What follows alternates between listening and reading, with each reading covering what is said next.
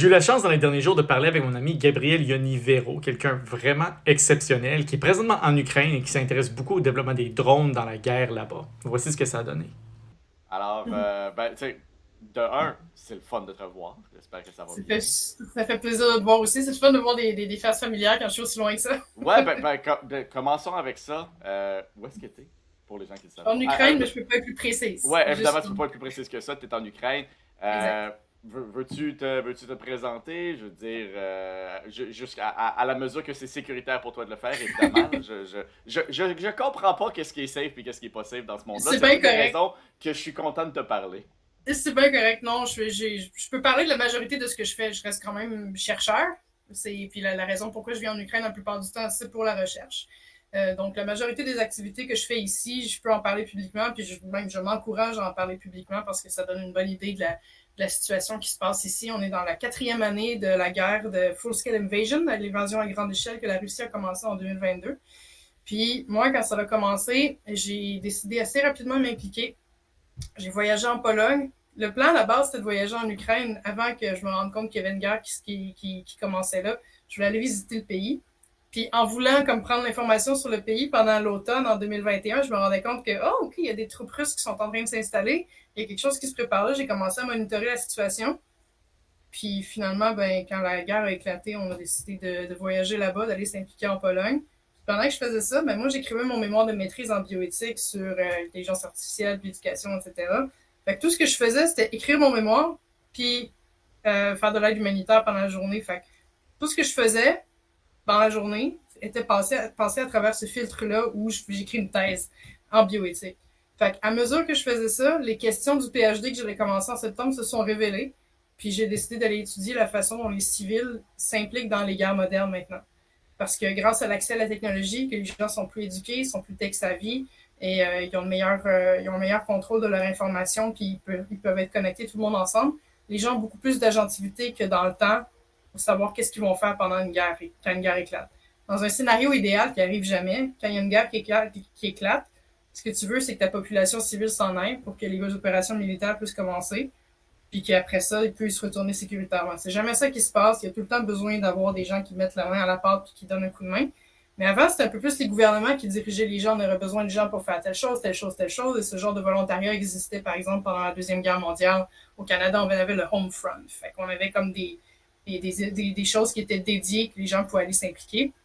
Maintenant, les gens, ils peuvent décider qu'est-ce qu'ils font.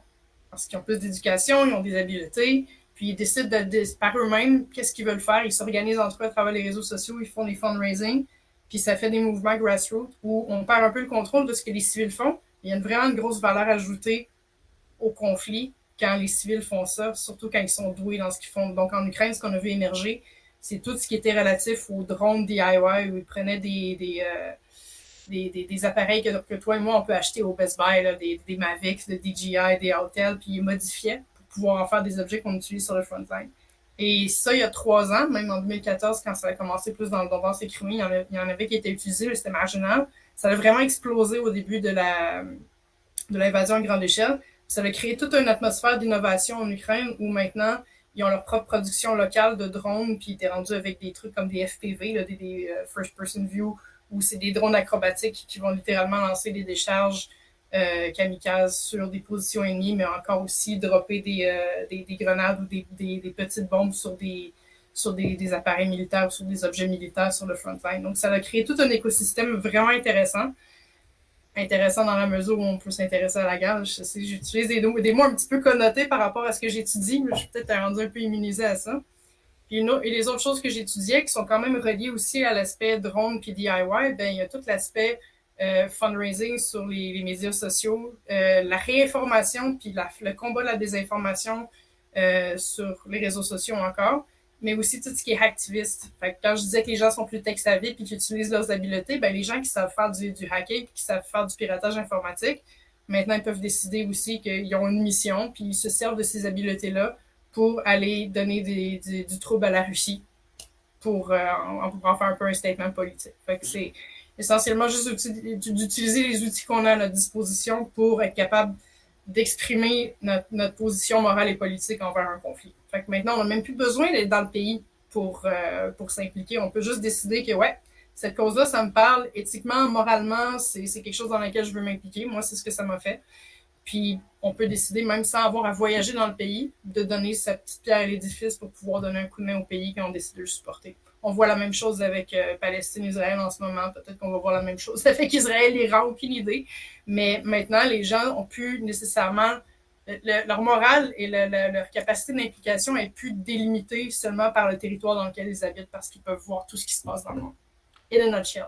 Ouais, je comprends. Ben, il y a mille et une choses qui me viennent en tête. En premier, je veux dire, tu parlais que idéalement, on veut que les civils quittent, l'armée rentre, les forces militaires rentrent, mais maintenant que les civils ont accès, ont des connaissances technologiques et décident, est-ce que c'est des gens qui décident par eux-mêmes à l'extérieur d'une force militaire organisée, dire ben moi je vais envoyer un drone puis je vais harceler les Russes puis je vais faire ce que je peux. Non, par contre. Ouais, ben c'est ça, parce que je dis, dans ce cas-là, on commence à brouiller la ligne entre. Non, parce qu'on n'est pas dans une atmosphère d'insurgence ici. Okay. Parce que le front est quand même assez organisé puis il est concentré. C'est pas par exemple, c'est pas l'Afghanistan, par exemple, où c'était comme plusieurs petites pochettes de tribus qui sont organisées, peut-être des mouvements d'insurgence qui viennent se confronter les uns aux autres. Ici, c'est un front très organisé où tu as vraiment le old style Première Guerre mondiale avec des tranchées, puis le très moderne avec des drones à fibre optique qui déploient des longs fils de 15-20 km sur le front line pour aller éliminer une position militaire. Fait que non, il n'y a pas de mouvement d'insurgés où les gens ils décident par eux-mêmes de prendre les armes puis d'y aller parce qu'il y a quand même une organisation qui est présente. Toute l'armée est présente, tout ce qui est garde nationale. Je connais pas les équivalents en français, mais garde nationale puis je connais vraiment pas en français. Okay, on parle pas de quelqu'un qui se réveille un matin, qui décide de s'acheter un drone, de se trapper une grenade dessus.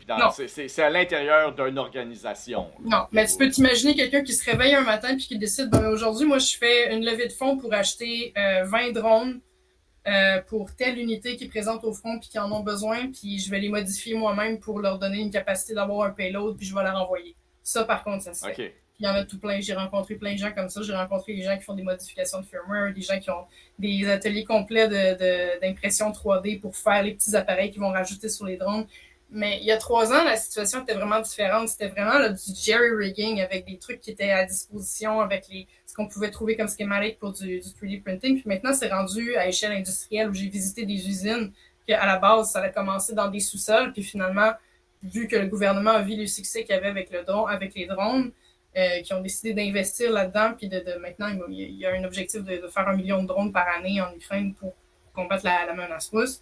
Ben, maintenant, toutes les petites opérations que j'ai pu voir il y a 3 ans, ils ont maintenant scale-up de manière d'une start-up à devenir une opération industrielle, puis ils fournissent les soldats sur le front line maintenant. Ben, parlons de ce changement-là, parce que je veux dire, tu disais que tu étais là au début de l'invasion, même tu avais planifié d'y aller avant. Tu es retourné, tu es de retour en Ukraine. Je veux dire, c'est quand même, c'est pas quelque chose que la plupart des gens s'imagineraient faire. Qu'est-ce qui t'amène là? Je veux dire, oui, tu visites tout ça. Est-ce que c'est encore à l'intérieur de tes études? Est-ce que c'est par autre chose? Pourquoi tu es où est-ce que tu es maintenant? Là? Ben, je te dirais que ce voyage-ci, c'est plus pour les études parce que mes terrains sont terminés. Par contre, quand tu passes 3 ans dans un environnement qui est aussi chargé émotionnellement, politiquement, la façon que je fais ma recherche, c'est du terrain. Fait que je vais à la rencontre des gens pour les interviewer, les rencontrer, voir qu'est-ce qu'ils font, toucher moi-même les résultats de leurs initiatives, puis aider moi-même aussi. Fait que je deviens mon propre sujet aussi. J'ai fait beaucoup d'aide humanitaire, j'ai amené des médicaments, des laptops, j'ai organisé des convois de médicaments, plein de petites choses qu'à chaque fois que je viens, j'avais la philosophie de jamais venir les mains vides. Fait que j'essayais tout le temps d'amener quelque chose, puis quand j'étais là, ben j'en profitais pour donner des coups de main différents. Fait que j'ai aidé dans beaucoup de régions, je me suis promenée, j'ai été à la rencontre de ces gens-là. Fait qu'à la place de juste comme me présenter, prendre le temps des gens, j'essayais de m'impliquer aussi en même temps. Tu peux t'imaginer qu'après 3 ans, ça finit par teinter ta personnalité puis un peu tes buts dans la vie. Fait que, tranquillement, pas vite, j'ai tout le temps fini par me rapprocher un petit peu du côté plus défensif. J'ai tout le temps eu une attirance un peu vers ça. Fait que là, il y a 2 ans, j'ai fait mon cours de pilotage de drone pour être opérateur au sol. pour opérer les Mavic, pour les Mavic de DJI, je m'excuse, des fois je... Ouais, il va falloir que tu m'expliques c'est quoi, les DJI Mavic pour faire des missions de reconnaissance puis du positionnement d'artillerie. Parce que j'avais une curiosité de voir, bon, mais comment, avec un truc que toi et moi, encore une fois, on peut acheter off the shelf directement, on peut faire une doctrine militaire. Fait que je suis allée au bout du truc en faisant la certification moi-même il y a 2 ans. Mais depuis, j'ai eu d'autres expériences. Je suis allée au front en février. Ça finit par jouer sur toi un peu. Puis là, j'ai comme, OK, je pense que je suis prêt à faire l'autre étape. J'ai décidé d'apprendre le FPV, les FPV View, le First Person View, où on a vu beaucoup de ces vidéos-là. Ouais, ça, c'est ce qu'on voit sur les réseaux sociaux. Là, où t'as l'impression que ça ressemble à un jeu vidéo. C'est ça, tu deviens le missile un peu. Ouais. C'est pas un missile, là, c'est des petites grenades, des petites bombes, mais tu deviens la munition qui essentiellement va aller détruire une cible humaine ou d'un objet militaire qui peut être ça peut être un tank, ça peut être un carrier, ça peut être un bunker, ça peut être plein de choses. Fait que ça, c'est un peu le côté un petit peu, comme tu dis, jeu vidéo de la guerre où tu vois quelqu'un juste piloter avec une manette normalement, ça se passe à 7-8 km de lui. Là, fait que ça fait très... il y a des drones que c'est le range, par exemple, les gros drones américains comme les Reapers, ce genre de trucs-là, c'est des ranges de milliers de kilomètres. Il y a une grosse déconnexion entre la personne qui est en Californie et qui pilote, mais qui essentiellement détruit une position quelque part au Pakistan. Là, la connexion est un peu plus proche. Tu es à 7-8 km de ta cible. Tu es très vulnérable quand tu fais ça parce que ton écran, c'est sur des lunettes. Puis, c'est ce que j'ai décidé d'aller faire cet été, mais c'est plus dans le contexte de ma recherche. C'est vraiment je voulais retourner un peu sur les lieux où j'avais fait ça il y a 2 ans aussi. C'est un lieu qui est plaisant, puis c'est devenu un peu mon environnement de travail en même temps. Fait que j'ai juste décidé de pousser un petit peu plus ça pour l'instant, mais là, je suis en train d'écrire, en fait. Puis ça me donne un bon contexte. Je suis en train d'écrire la thèse. Fait que je m'entraîne le jour, puis le soir, je reviens dans ma petite habitation, puis ben, j'écris. Puis je travaille sur ma thèse que je devrais réussir à finir d'ici février prochain, si tout va bien.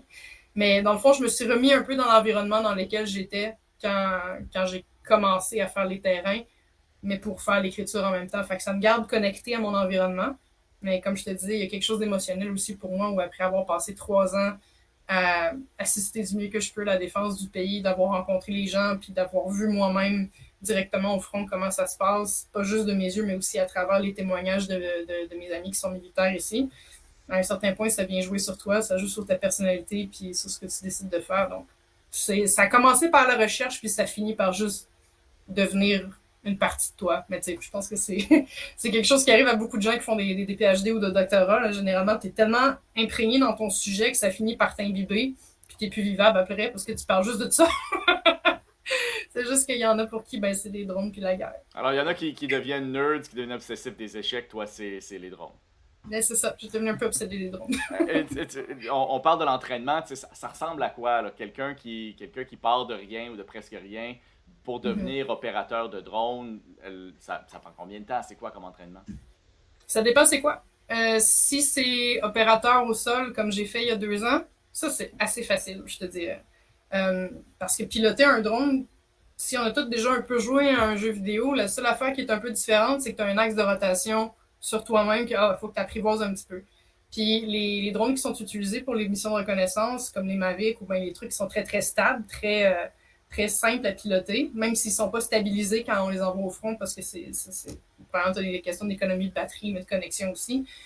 Ça reste facile à piloter, puis quand même facile à stabiliser pour aller faire tes reconnaissances. Là où c'est plus difficile, c'est quand tu apprends tes plannings de mission, puis toutes les logiciels, puis les différentes techniques que tu as pour faire les positionnements, puis donner un coup de main sur l'artillerie, puis ces trucs-là. Fait que ça, évidemment, c'est des doctrines que je ne peux pas communiquer. Je ne peux pas communiquer le logiciel non plus, je ne donne pas ces techniques-là.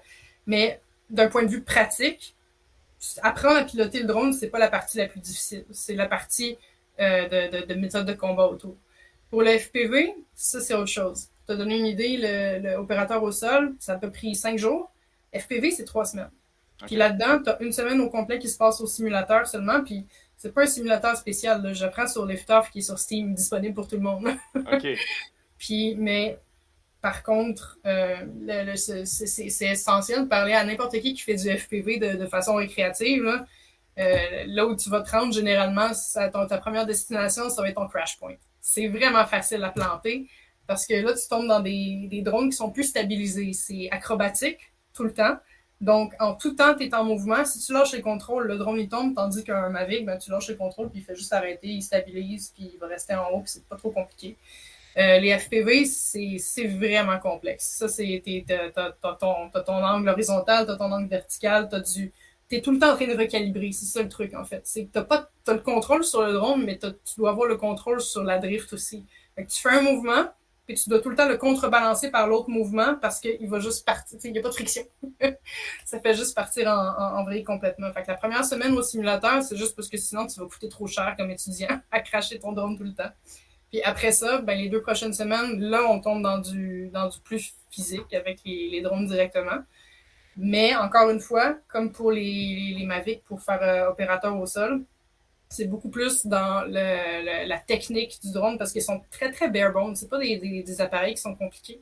Mais il faut que tu apprennes à le monter toi-même, à l'utiliser, à le réparer, comprendre ses composantes, comprendre le software qu'il y a dedans, puis comprendre comment faire un plan de mission FPV aussi. Fait que ça, c'est tout d'un coup la doctrine un peu plus spécialisée qu'ils vont apprendre parce qu'essentiellement, l'académie où je suis ici, c'est pour rendre les gens frontline ready. Fait que même si tu es civil, tu peux suivre le cours pareil. Éventuellement, bon, comme un étranger comme moi, je pourrais aller à la Légion internationale, puis signer, ils m'enverraient faire mon basique, puis après ça, ben, je pourrais devenir opérateur pour eux.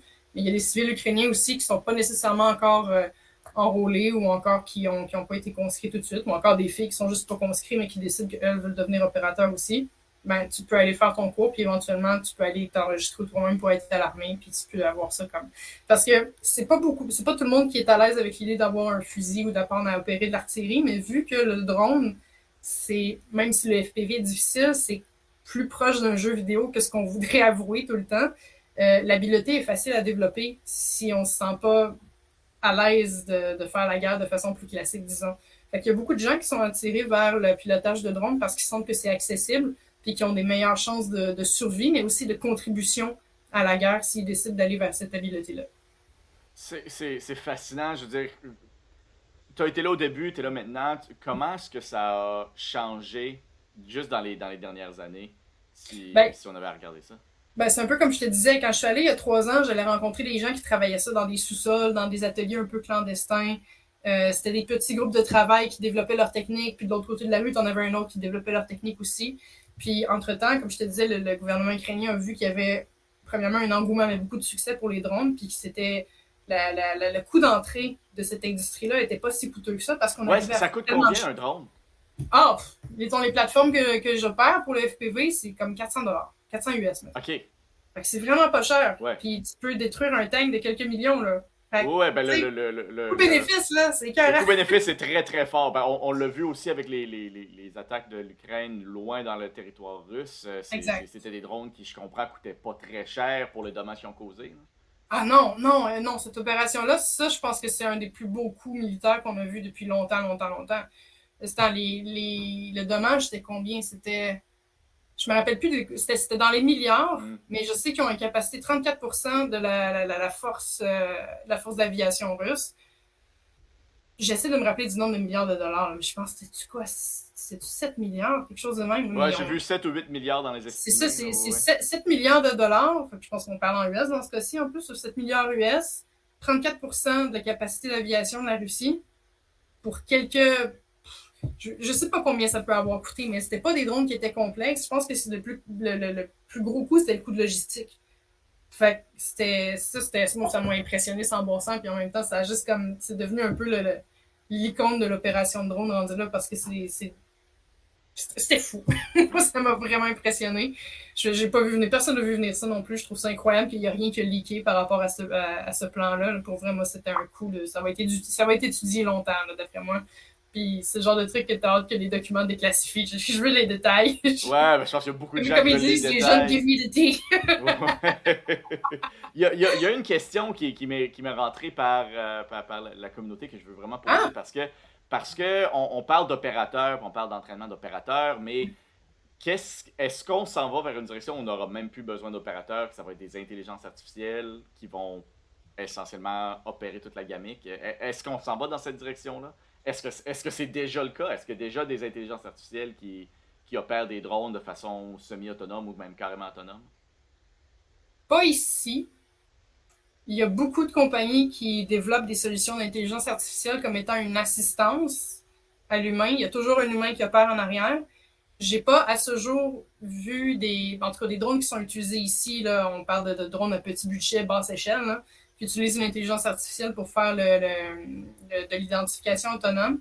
Il y a des plans de vol autonomes qui sont faits avec l'intelligence artificielle, comme ça ton drone peut revenir s'il y a un problème. Mais c'est pas encore l'espèce d'effet Skynet que les gens ont peur où le drone il part tout seul, puis il va te chercher tout seul, puis il t'attaque tout seul, puis il revient tout seul. On n'est pas rendu dans ça. J'ai l'impression que c'est quand même vers ça qu'on s'en va pour beaucoup de raisons, où un peu l'espèce de saint graal de la guerre, c'est d'essayer de sauver le plus de décisions possibles aux humains pour pas qu'ils se rendent personnellement responsables des choses qui se passent sur le front, mais en même temps, si on lâche le volant, on lâche le contrôle aussi. Fait que j'ai pas encore vu beaucoup d'utilisation de l'intelligence artificielle dans le milieu des drones qui les rendent potentiellement comme éthiquement compliqué dans le sens que okay, il a pris une décision par lui-même, comment on gère le résultat de cette décision-là si jamais c'était pas une bonne décision d'un point de vue tactique. Mais c'est sûr que ça s'en va tranquillement vers ça. Fait que, moi, pour avoir étudié l'intelligence artificielle quand même un bon bout de temps d'un point de vue éthique, vu ma spécialisation, je suis un peu cynique sur les bonnes intentions des gens quand ils disent que ouais, on devrait pas utiliser l'IA pour ci, pour ça, mais quand c'est rendu la guerre, tout est permis. Surtout quand c'est rendu des guerres asymétriques comme ça, où tu essaies d'avoir le plus gros avantage possible sur ton adversaire au moindre coût, surtout dans le cas de l'Ukraine, ils n'ont pas beaucoup de moyens pour le faire.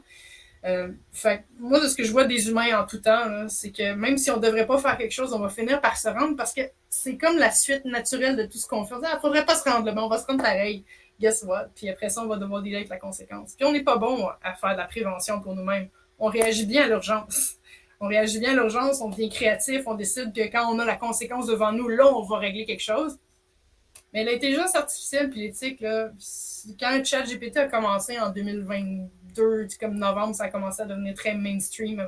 GPT existait avant, mais quand il a commencé à devenir mainstream, je voyais les gens avec les bras dans les airs sur les réseaux sociaux, comme ah, mais là, est où l'éthique? Qui a pensé à l'éthique? Mais guess what? Ça faisait 10 ans qu'on en parlait de l'éthique, de l'intelligence artificielle, puis qu'on a fait tous les petits levées de drapeaux pour dire ouais, il y a ça qui pourrait arriver, il y a ça qui pourrait arriver, il y a ça qui pourrait arriver. Puis personne n'a écouté. Personne n'a écouté, personne n'a fait de prévention, personne n'a fait de cadre de loi avant. On a juste gardé les mains en dehors du volant. Puis là, quand c'est arrivé, les gens ont fait « Mais où est l'éthique? » Ben, l'éthique est étudiée depuis longtemps, mais personne n'écoute. Fait que moi, j'ai rendu comme...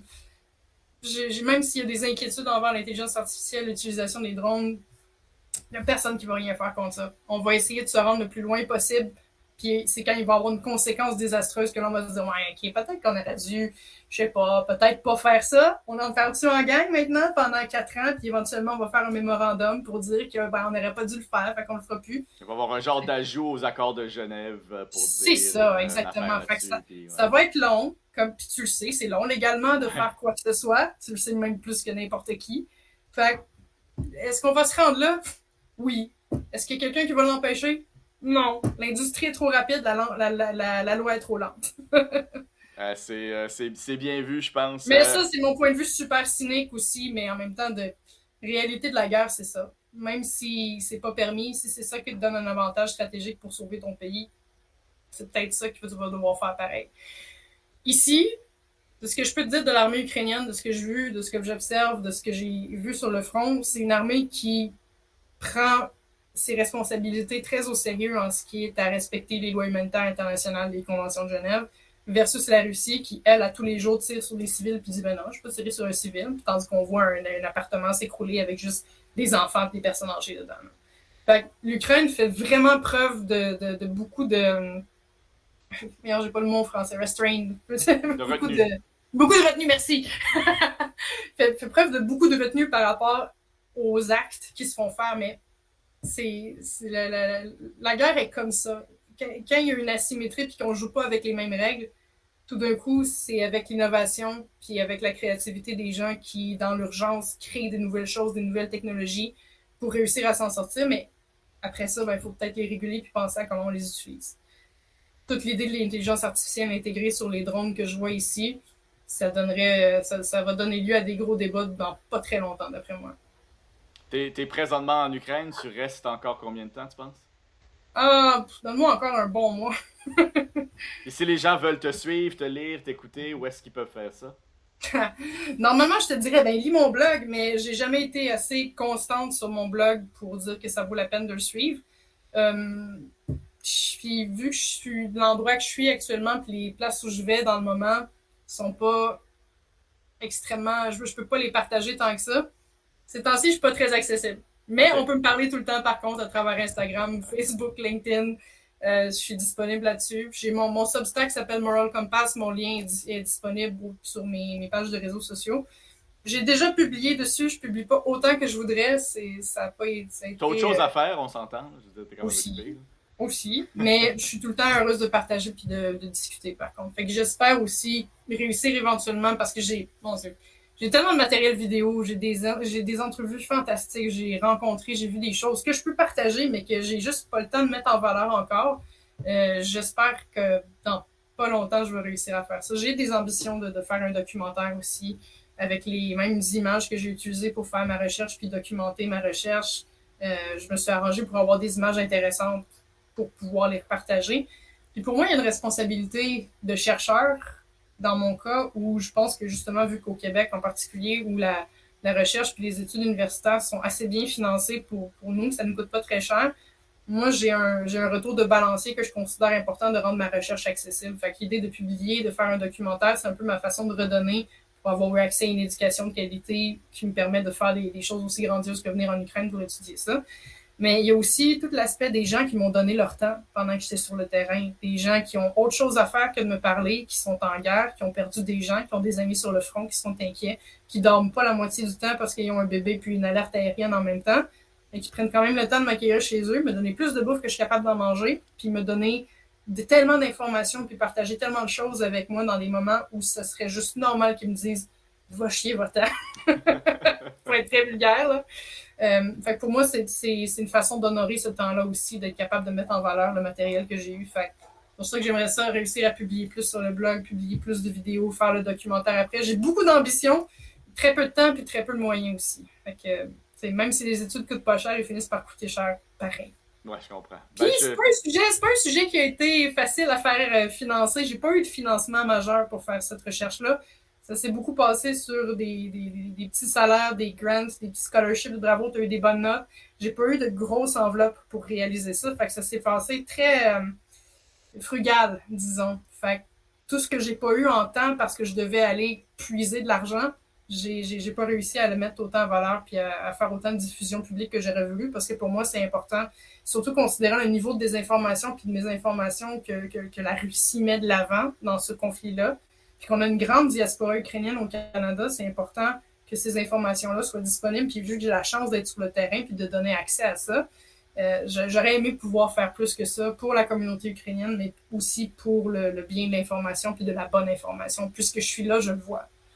Ben, j'ai vraiment hâte, en tout cas, de voir ce que ça va donner, évidemment. Quand les ressources vont être disponibles pour le faire, quand tu auras le temps, je comprends totalement ça. Ouais, entre-temps, je veux dire, je te dis pas de prendre soin de toi parce que tu sais mieux le faire qu'à peu près n'importe qui d'autre que je connais. J'ai une façon spéciale de le faire un peu. Ouais, j'imagine. Oui, en effet. Mais je veux dire, j'ai hâte de te revoir aussi quand tu vas être de retour au Québec. Toi, t'es revenu au Québec? Moi, je suis de retour au Québec, là, alors. Okay. Depuis quelques mois maintenant, puis ça me fait du bien. Ça fait que, bon, ben c'est un rendez-vous dans ce cas-là. Good. Salut, à la prochaine. Salut.